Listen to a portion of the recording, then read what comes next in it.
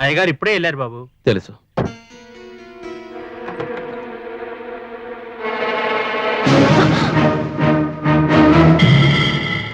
ఇంట్లో ఆయన లేరు.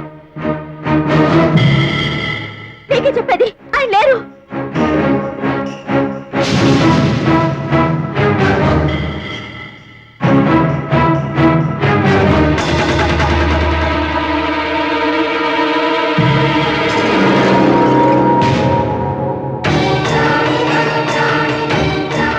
నన్ను క్షమించకు.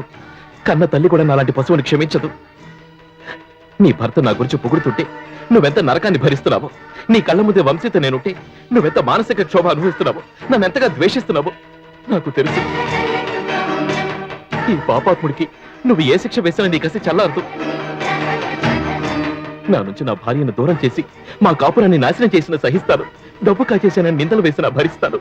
కానీ కానీ కన్నీటితో నీ కాళ్ళు పట్టుకుని వేడుకుంటున్నాడు. అమ్మా, నా కారణంగా మీ పుణ్య దంపతుల మధ్య ఏ మనస్పర్ధలు రాకూడదు.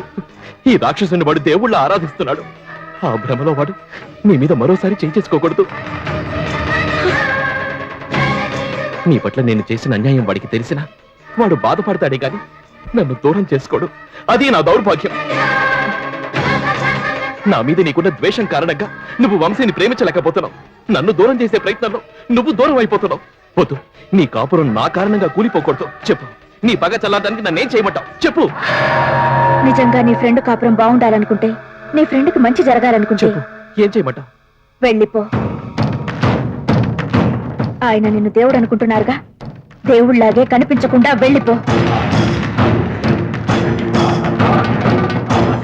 నువ్వు చేసిన పాపం తెలుసుకుని నిన్ను పశువులా చీకొట్టక ముందే దూరంగా దూరంగా వెళ్ళిపో.